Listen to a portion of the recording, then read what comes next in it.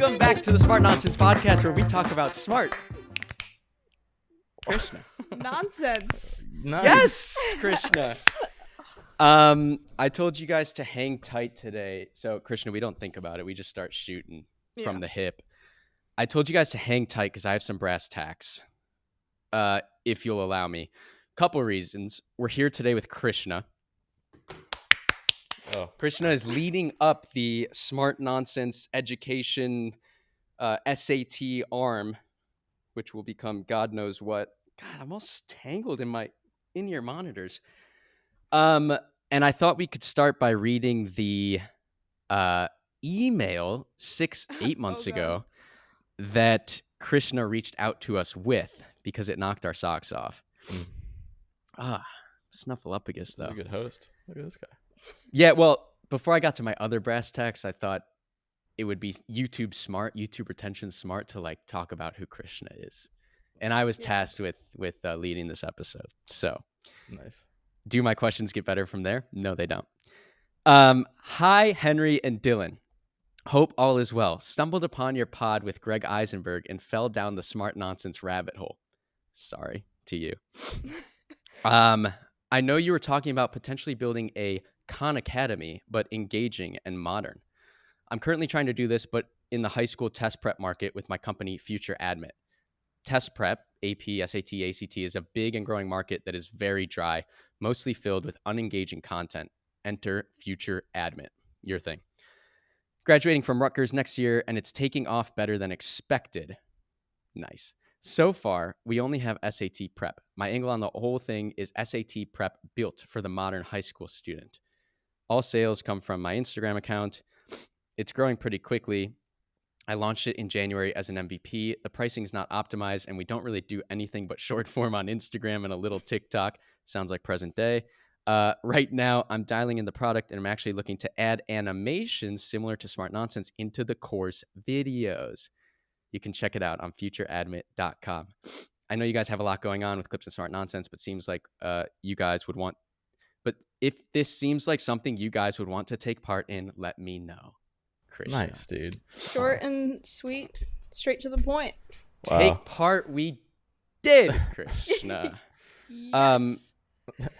I think what stood out, before we get to my other brass tacks, is like, a lot of people do and send emails like this, and we did too. But like, you had something that was doing like 10 grand. You had something working. Yeah. It's doing 10 grand a month. You had a product that was working. Also happened to be the thing that Dylan and I didn't want to build, but knew we needed to.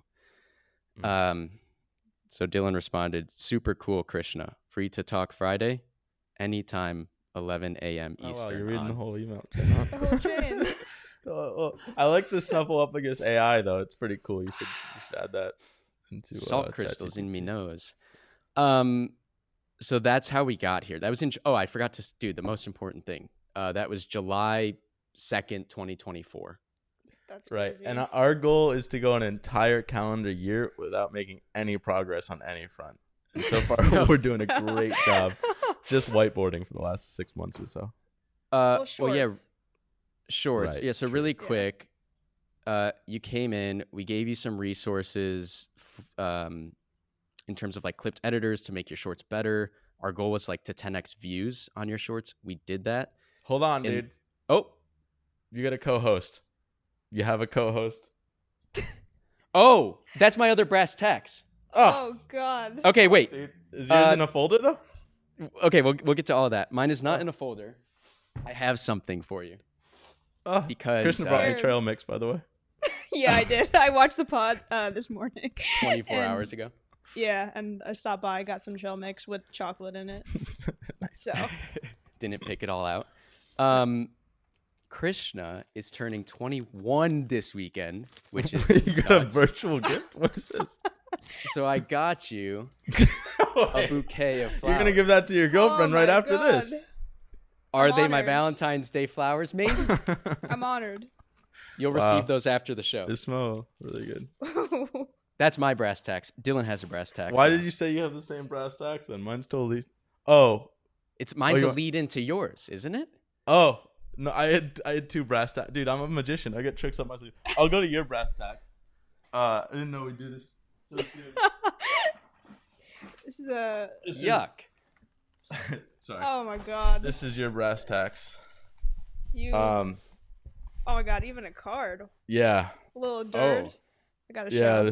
this that was What that a was drawing. me. You don't have to read the card like Belky AI, but I'll put it here. see, I was giving another exhibit, so I'm yeah, honored. we'll, Thank you guys. We'll do that later. Oh, okay, that's gonna happen later. Yeah, this is my folder exhibit. This is my folder exhibit. Is that a brass tacks? I don't know what that is. This is brass tacks. Well, you took my exhibit A. Exhibit A was printed out that email. No longer. Exhibit B. This is me. I hit Krishna back trying to step up my game with a exhibit PDF of what we thought this could become.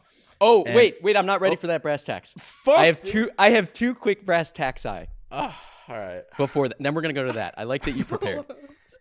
You two just met for the first time in person. Yeah. My first brass tacks is how's the height? That's always a weird one going from like virtual to real life.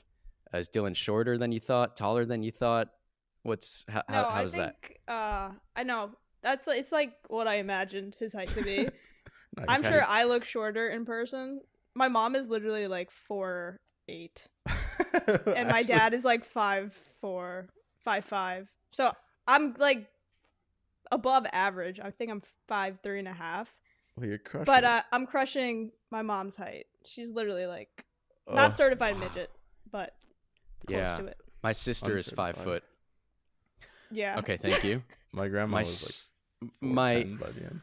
4'8". my next and final brass tacks, I think, is Clipped. The company my brother is running had a $200,000 payroll to run today that my brother couldn't afford. Did you bail him out? Yes. Really? No, wait. I gave him the keys to Mercury. I was just like, yeah, go ahead. I don't know. He said he doesn't know yet. Well, that was last night, so I'm sure he figured it out today. If he needs some capital. Yeah. Krish Capital. I'm a VC now. What can I say? Right. Thank you for I can being. put investor in my bio. Thank you for Right. being so willing. Dylan probably doesn't even know. It's not that interesting, but we did take another Stripe Capital loan of $250,000. Did you? What beast, dude? to consolidate? We had like 7 lines of loan credits like shooting into Clipped, and it's just out of control. And so we now took the one Stripe, which we said we're never going to do again, to reconsolidate all of that. And Jack's God knows what he's doing. Capital. Krish Capital was an emergency wire if needed. Yeah. Nice. I don't save know the if day. he needs it, but we'll see. Yeah, that's what's funny is Krish is turning 21, becoming like an adult, but she's already more adult than all of us because you've had more cash in the bank than I think we've ever had, at least consistently. Yeah, it was like a week ago or whatever on a call. Krish was like, yeah, I don't really know what to do with my cash. I just got like all this money in the bank, and we're like, that's all that money? Like, I've never seen anything like that. And we got payroll coming up. It's for brain You better blast. watch what you say out loud. Yeah, we love spending money, so watch out.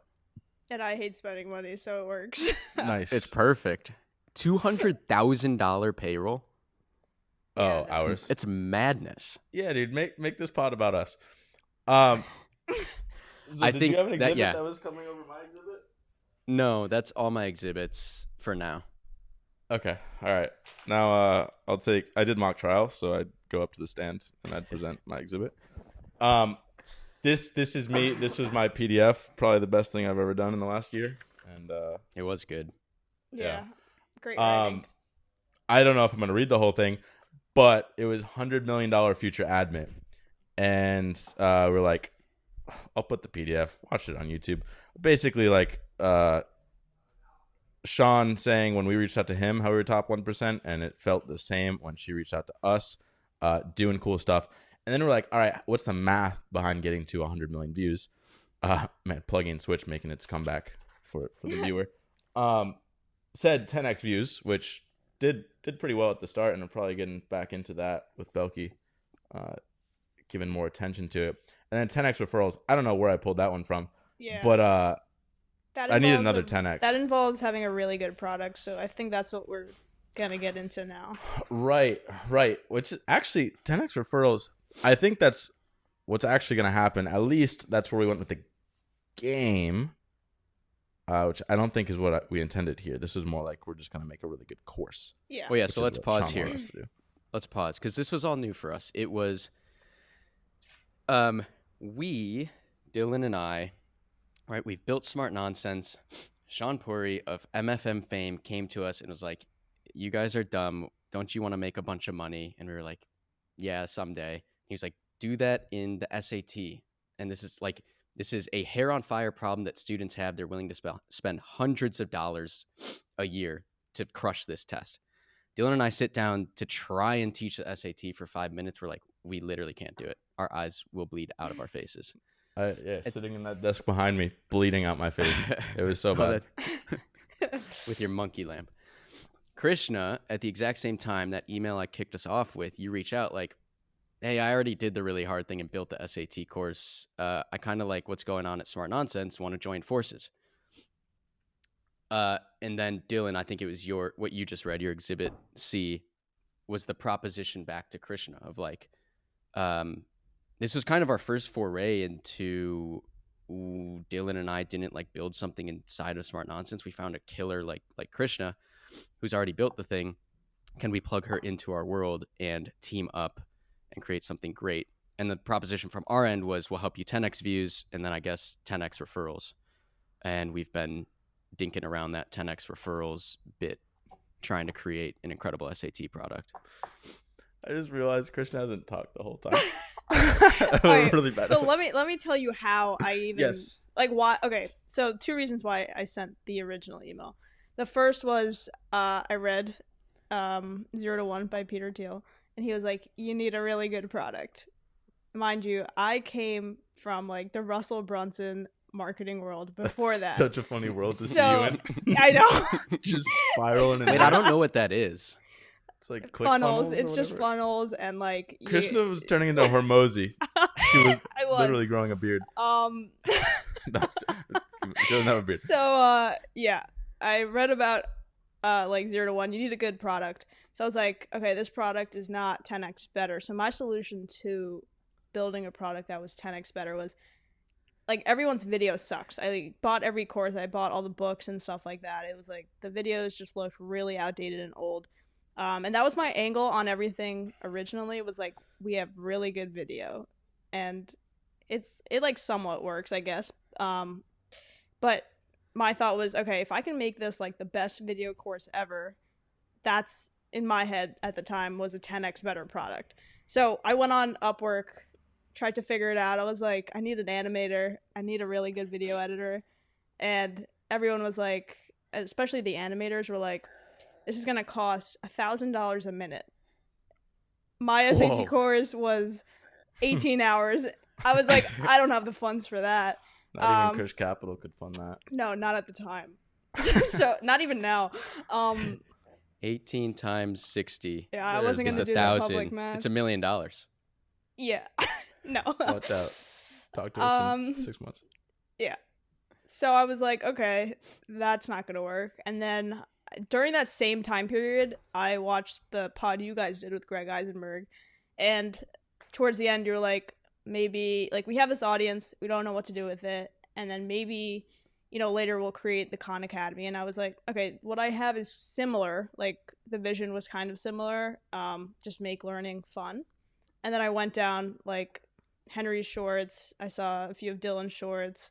And I was like, okay, if my course looked like this, it would be a 10x better product. So that's why I originally reached out, because it was rather like, maybe we could go 50-50 on something, or maybe I can hire a clipped editor.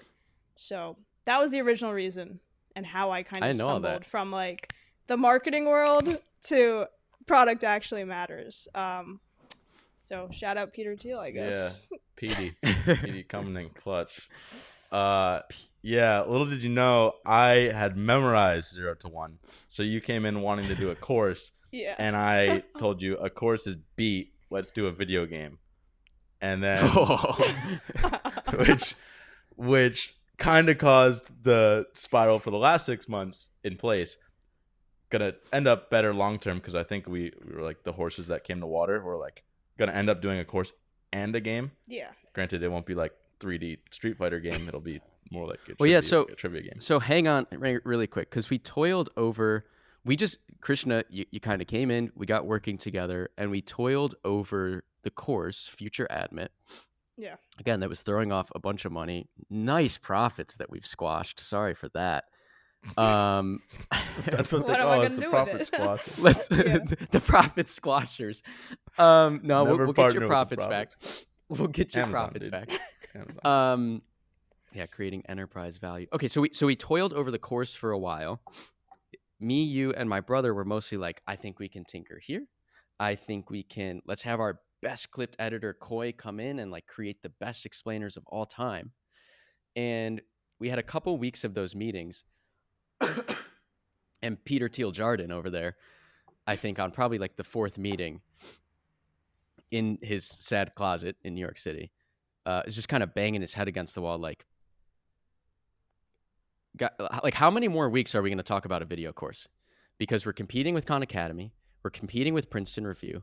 We're competing with, I don't know, give me a list of 3 and 4. We're competing with every other SAT prep. Kaplan. We got to shake it up. We're like making something 1.5, 2 times better. But like, what's our moonshot here? What is the real Peter Thiel 10x? And that's where we're going. Well, I'll tell you what. Thiel and Brunson probably wouldn't get along.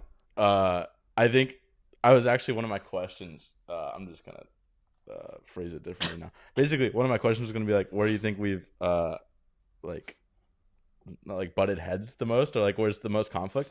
Probably one of those answers is like, do we make money now, or do we go for this moonshot thing that might not make money and we just waste 6 months? And we're like dragging you into our camp, which I think my argument at the time was like, hey, Clip's gonna make money. Like if we ever need like a salary, Jack's gonna have it figured out by the time you graduate. So like, we'll have money. Let's just go for the moonshot because that's a lot more fun. On that call, Dylan was like, Great to be taken. you have money, we have money, so let's just go for it. We don't have money, and Krishna's wiring us emergency payroll funds. Oops, that's my bad.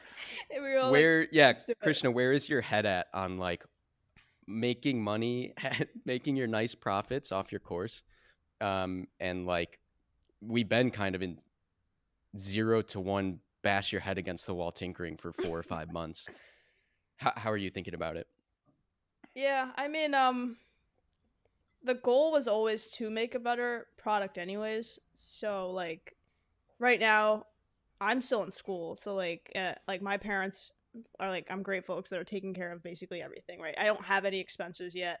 So it's like, I'm fine reinvesting whatever, because I think what we're building now especially is like Duolingo size, maybe even bigger. So to me, it's not like, I used to look at, I think one of the biggest problems I had when we originally went from like game to like, I mean, course to game mentally was like, okay, I'm graduating in a year and a half. I want my first like win. So like for me, the course was just like, I can have a quick win here if we just made a good course.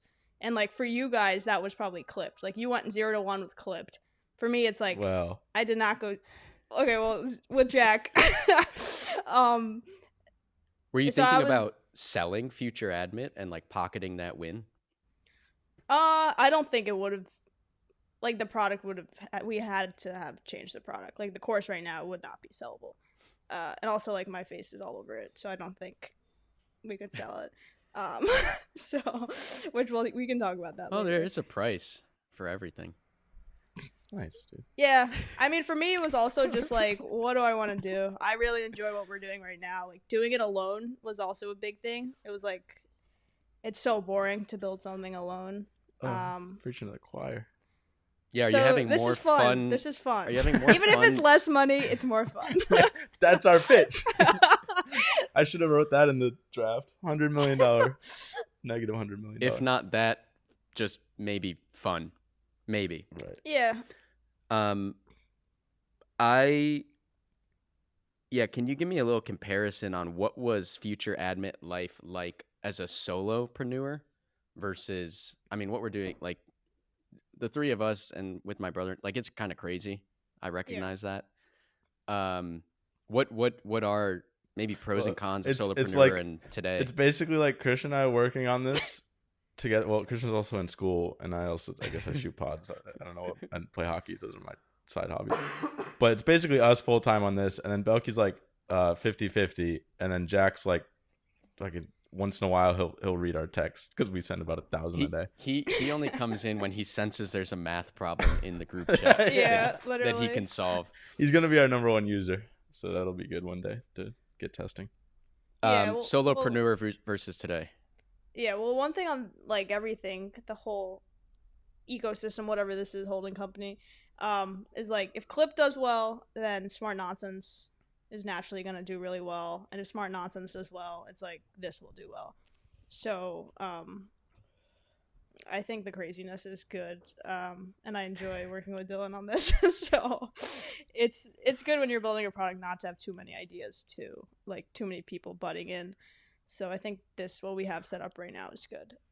In terms of solopreneur, You sound like a hostage with a gun to your head. Like it's good. It's so much fun building things with Dylan. Like really? I think this is good. I think it's good. Got lights on her from all angles. Rotisserie chicken in here. In terms of solopreneur, so before I guess I got so we have 2 editors on our shorts right now. Before then, I was doing all the editing in CapCut for like our shorts. They're not even shorts. They were just videos of me talking to the camera. I was the one editing all of them. I was like, I just need to get 3 videos out a day. Like if I can just get 3 out a day, maybe we'll get some sales. So that kind of worked, I guess. The videos weren't great. They were quite boring. But I think I was just literally doing everything. And until like we started working together, that was the first time where I could kind of like be above the clouds and actually think about other stuff like tracking numbers. Like I never tracked anything other than like revenue. But But, you're in like, CapCut. Yeah, You're tracking timelines. exactly. And I also spent 4.5 months, like what we're doing right now, kind of reading every single SAT prep book and literally writing out like the book. Yeah. Nice. So I was in that world for like 4.5 months, writing an entire book. I wrote a 370-page book on the SAT. It's absurd. And then that turned into the course. And then like I also wrote half the. We have 1,500 practice problems in our course. I wrote like half of those, paid someone to do the other half. But like when you're starting from no money, it's like you end up doing everything. But now I feel like we're in a situation where we have the cash and we can like hire people, which is nice. So it's a lot more fun with, working with people too in general. I think almost everything you just described gets to. I have like 3 questions, but 2 of them are bad. This one's decent. Like I think your superpower is you are a lead bullet. As in like as an entrepreneur, you will break through literally any wall to either make your product better or push whatever distribution, whatever you're like, you're editing everything. You're in CapCut. You wrote a SAT tech. You're doing everything. I guess I'm kind of curious. 2 things. One, where does that come from? My hypothesis, this is my second thing, but like, were you always building stuff as a kid? Were you always trying to sell stuff? That's like a classic trope. Did you flip things on eBay? Did you flip things on eBay? I know you were like yeah. selling Froyo on TikTok or something. I saw that. No, I was thinking of. I love peanut butter, so I was thinking of doing something with peanut butter. No, I played soccer like very competitively in high school, like middle school to high school throughout my whole life. So like when that ended, I was like, wow, I feel like I have no purpose. Like there's nothing. Like school for me was always kind of secondary. So when soccer stopped, I was like, okay, what do I do with my time now? So you weren't doing businessy stuff. It was like soccer all the time. Mainly soccer. I was in my high school's like business program, but I hated it. like I don't like that type of like learning about business like that. I just like doing it. But I guess my first start would be selling. I sold duct tape wallets when that was a thing. I Oh, made yeah. those. Those are I made sick. those. Yeah, that was like my first thing, and I sold them out of my my parents own a PT clinic, so I sold them there, and I think that also obviously helps. It's like both my parents own a clinic, so it's like the whole business thing isn't completely new, I guess. But it's funny, as soon as I started working on like this kind of stuff, before if someone asked them like, "What do you do?" they'd be like, "I'm like we're physical therapists." I'm like, "No, you're business owners." Ah. So it's like they were the chefs in the kitchen, and like now they're finally like, "Oh, okay, like we should probably operate this like a business." Do they work on that together? Yeah. That's cool. That's cool. But they got a click funnel or two in there too. I was Now, gonna say, Hormozy Yeah. Krish is like, you're telling your parents to transcend PT. You are business owners. Yeah. Okay, wait, I I lost have my train of something. thought. All right, Take, your yeah, you train, can go have the wherever. baton. Well, what's interesting, I guess, I don't think I had many hustles as a kid, but like my dad was kind of similar chiropractor, so he has his own practice. He's kind of basically an entrepreneur.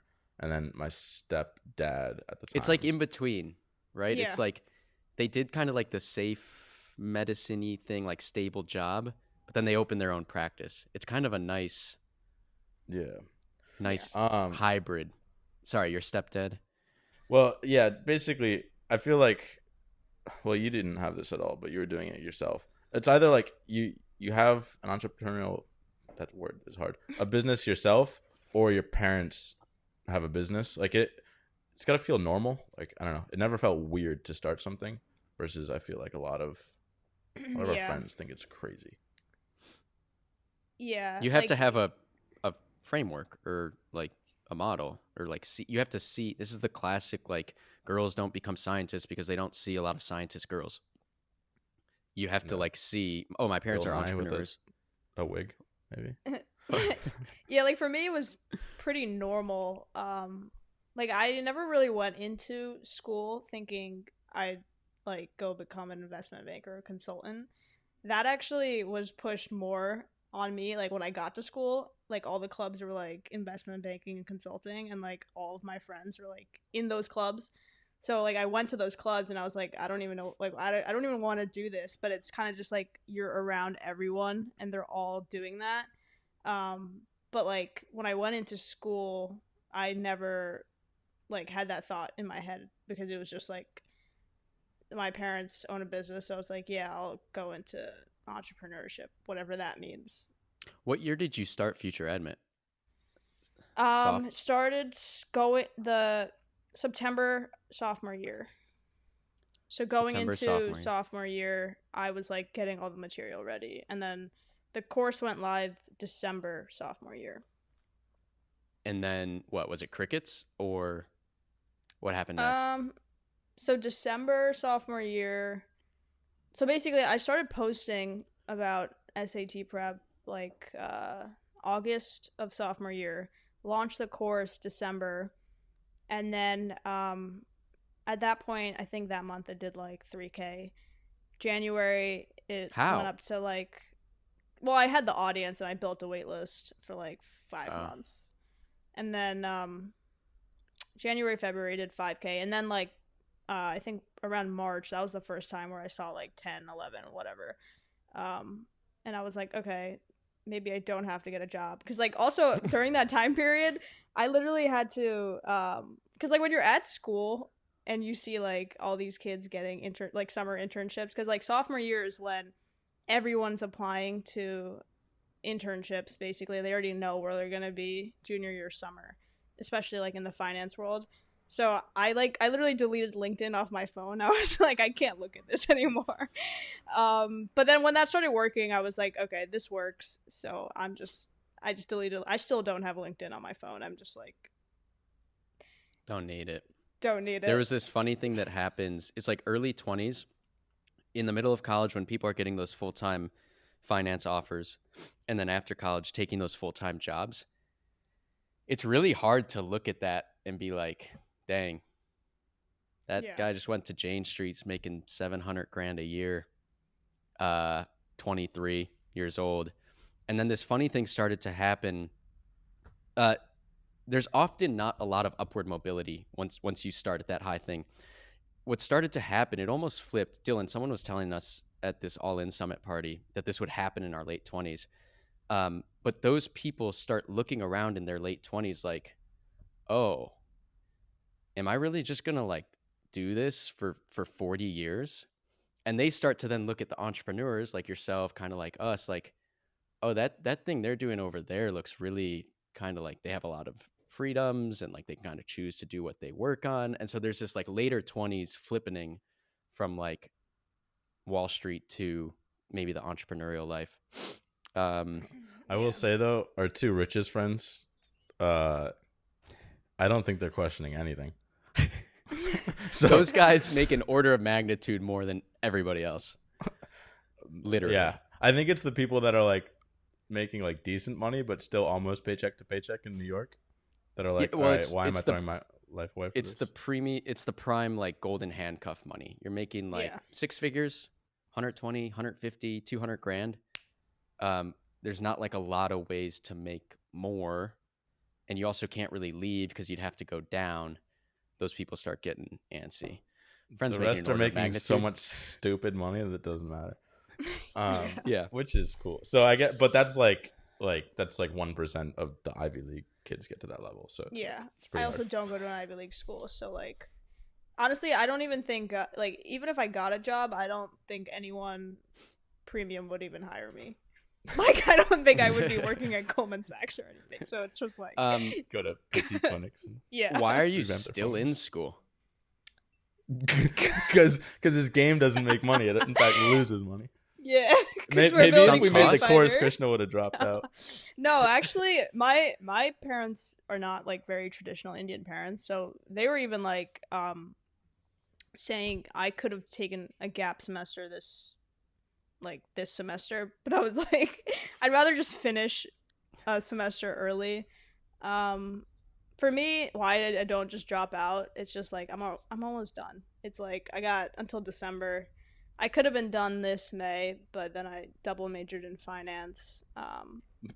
Don't know what that's gonna do. Is that to actually learn, or why would you double major? Well, the first major I had was called Business Analytics IT. That was like the classic, what is it? Like, you're just a master of none. Like, I don't know how to code, and I don't know finance, and I don't know data analytics. So, like, that major was a complete, I shouldn't have even That's what Dylan studied. I did BEO. Business, entrepreneurship, and organization. It's like, yeah.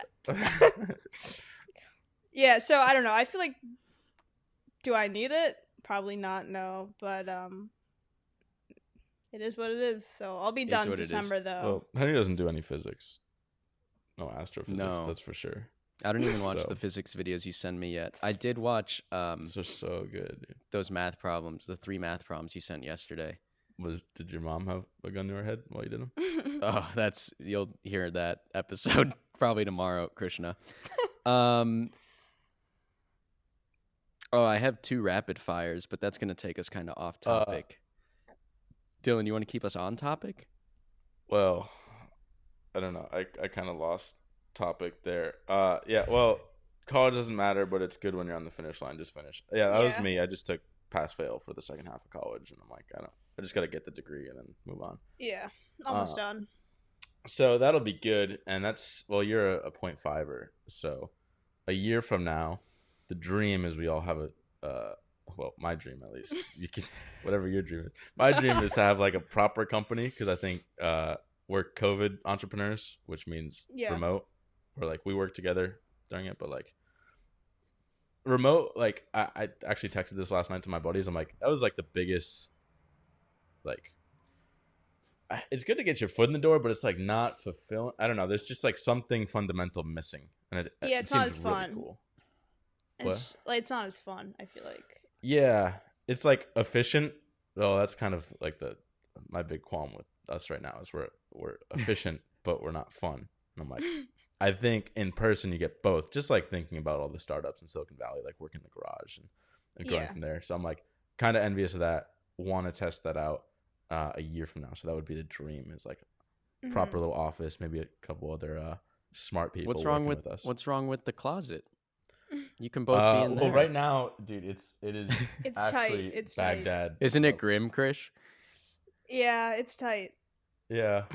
No, we'd probably have to stack vertically if we're gonna have desks, because we do have a lot of ceiling height, probably more than length.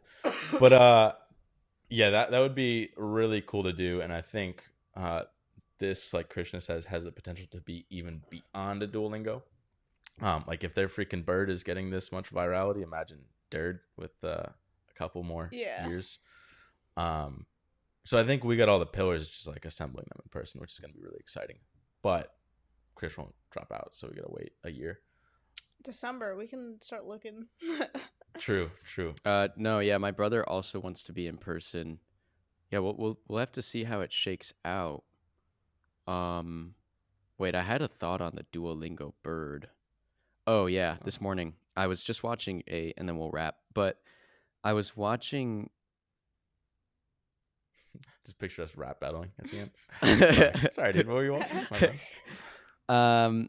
I was rewriting an old short I had done to be like a brand deal ad, whatever. And I was watching the one we did like a year and a half ago, and it sucked. Like there's no IP. It's not good. Just like everything about it, it sucked. And this morning, like the way I wrote it, it was more like a cartoon, and you guys will see it eventually. Why do I bring this up? God knows. Really good at writing Michael Jordan. Is that what you're trying No, to say? no, that's not why I bring it up. I bring it up because I see the Duolingo, like all of the earned media they get with their bird, the mascot, like it's kind of like a shit poster. And like just yesterday, you know, they put out this post-mortem that like their bird died, and like T-Mobile is tweeting at them with the bird, and Chipotle's tweeting at them with the bird, and like everyone's getting in on this. And this is not helpful for anybody because you haven't seen the short, but when I was looking back a year ago and seeing basically we had no IP. Our stuff was working, Smart Nonsense was working, but we had no IP, no intellectual property. And a year later, now we have some. And I think beyond, we're just trying to get more into like the Dirtiverse and creating this like SpongeBob universe of stuff. It's pretty exciting. Oh, that's the takeaway. Yeah. I'm pretty excited. Yeah, that's good, Jordan. Jordan. Yeah, I'm excited too. I have before the rap battle, I do have at least one question. Krishna, you're our number one podcast listener, which is amazing. Oh, yeah. How's working with us compared to what you imagined? Good question. Working with us. Yeah. Well, I mean, when I reached out, I didn't really imagine anything specifically. I think more like I wouldn't expect someone to be so hands-on so quick. I think that was also like just move in my closet. I think that was also like something that was like, okay, we could potentially be doing this for a lot of years going forward. Because most people would be like, okay, just give me 50% of your company and then we can get started. Also, the funny thing, we have no legal we've just agreement been like still. dating forever. Yeah. We're just like, I don't know. Well, Henry and Jack are like the chillest people ever. So it's just like, I don't know. I trust something's going to be good at some point. That's also nice. Just trust. Like I very much feel that like when somebody comes inside of our orbit, we very much intend to just like do everything with them forever. Like, I don't even know if we didn't pay my brother for 9 months. That wasn't agreed upon. I still don't know if we've actually figured out what his split is. Like, no, I try and bring it up. I'm like, Jack, you want 20%? He's like, yeah, maybe that's something good. And I'm like, are we going to do this? Or are we going to, what's going on? Yeah. You're just like, and yeah, I know like if you, the type of person who's like, oh, it doesn't matter. Like it does. But like I don't know. We've never, and when we started Smart Nonsense Media, like we never had a contract. Everything was a handshake. It's all trust. It's just like Yeah. I don't know. We believed early on, like if you have to put a document or a contract in front of somebody immediately, that's just like an instant signal that the two parties don't trust each other. And like, Well, yeah, yeah. We've had other relationships in the past where it's like it's felt totally like it went from like friends to like business, and it was really weird.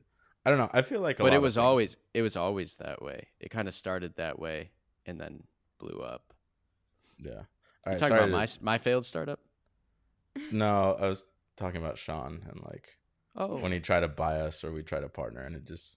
Granted, oh, the time he tried to partner on the SAT thing, which is why we got so excited about SAT in the first place, and then you swooped in and rescue us.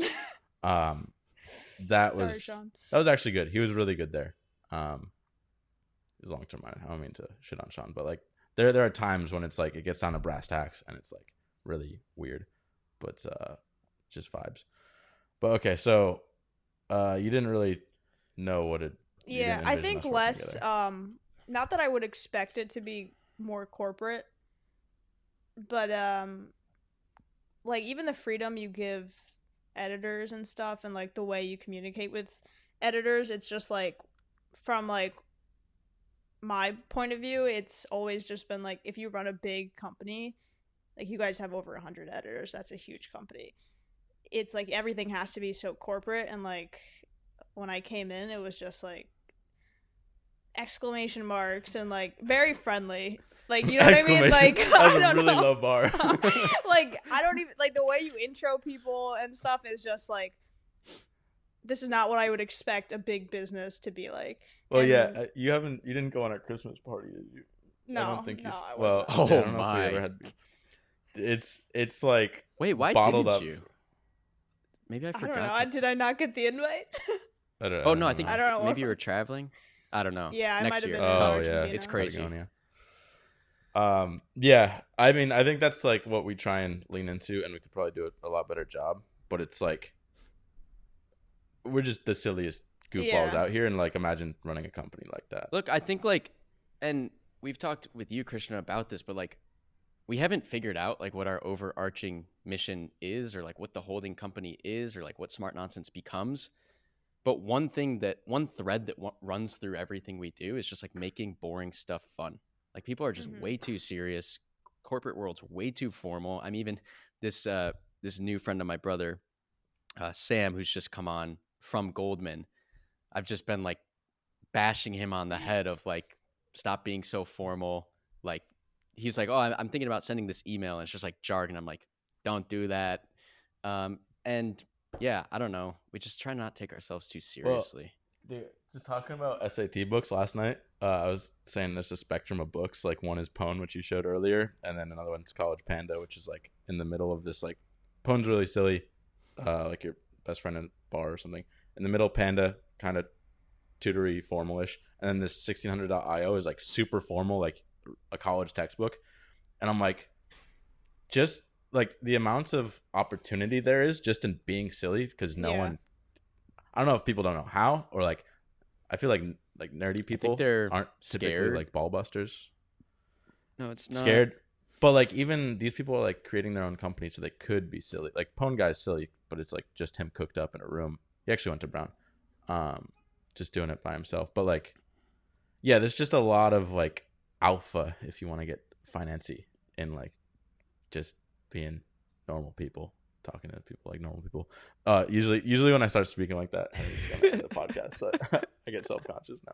Any no, we have to do this because we did it with my brother. Well, I don't know if we have any. We also aren't super forward thinking. But Krishna, do you have any? Like, if we were to listen to this in 6 months, which we will, and we'll do another one of these in 6 months. Any predictions or goals you have? Yeah. I mean, the number one goal is for this game app, To be whatever, live. whatever it is, to have something actually like tangible out there in the App Store live. And I think I don't know about the whole monetization part of it yet. I just think having something that's really good and 10x better than anything out there. So like the course itself, even if it's just a course and it was just you and Durd, that would already be 10x better than any course. So like we're combining course, a boring question bank, and like a trivia game. So like if each one of those things can be 10x better than whatever the baseline is, it's like yeah, we literally, there's like no way we can't tap into every high schooler's test prep day. So like my goal is just have something tangible, maybe like get it ready to start monetizing, and then just keep making it better. So live in the App Store in 6 months. Yeah. Wait, last thing. I don't know if this is when Dylan and I were up at 4 a.m. We'll make a great product. I know you're capable of doing that. We'll figure it out. What Dylan and I realized at 4 a.m. is between like my Smart Nonsense audience and the age demographics and yours, there's a ridiculous amount of SAT takers. Yeah. I forget what is it? 10% of your audience is 14 to 17, so basically high school. And what was your audience, like 10 million people or something like that? Like that. Wait, watch it. I'll find it. Analytics. And mine is all SAT takers, basically. Right. It's one of those weird circumstances. I don't want to like jinx things. I don't really have wood, but like I don't see, like, it's just kind of like execution at this point, which is really nice. Like other than the game, like who knows what that'll be, but it's fun when we play it. So everything just seems inevitable. It's just a matter of like getting it done. Yeah. I think now we're also at this. Yeah, I think now we're also at the stage where it's just like we just got to execute. Finally, we figured out how everything comes together, which was really nice. Yeah. I'll read you what I've got. But none of us know how to code. We basically have like 4 people that just do business. 4 non-technical people building the next Duolingo. But okay, so masters of none make Duolingo. Podcast episode title. I think about these things as like you have to do 2 things. You have to make a great product, and then you need distribution. You need to like actually, people need to find out about it. We get the distribution piece. Now it's just making a great product, like you guys are saying. The funny thing questionable with products, if we get the distribution piece and funnels, but that's why we have Krishna. Oh, sure. Just gonna say, when it was just the course, when Krishna reached out, like the funny thing is distribution is product, or like videos. It's just videos the whole way through, all the way down. Yeah. We wanted to complicate it with the game, but that's just because it's more fun to us. But yeah, sorry to steal. It's just interesting how you can bang out both of a good course. I'll close with the stats. This is what we realized at 4 a.m. We loaded in just my. I should add yours. I went into the media kit on YouTube, but ChatGPT told me we have 15.5 million unique viewers in the last month. It was 9% of those viewers are 13 to 17 years old. That's 1.4 million. Of those, 34% are from the U.S., which gives us like 483,000. Is that right? 13 to 17-year-olds? Is that what we want? Or is it like 15 to 17? They're like 16, 17, right? Yeah. No, 16, 15, 16. Yeah. There's probably like 1 or 2 years that we're trying to. Yeah. Probably like 1 year we're trying to hit people. Well, they lead up to it. Anyway, that's 483,000 of those peeps a month. Mm-hmm. What if we got all of them and charged them $100? It's 483 million. Gardeloo! Good stuff, Krish. That is, yeah. That was a good pod. Nice. No, Thank you for the gift.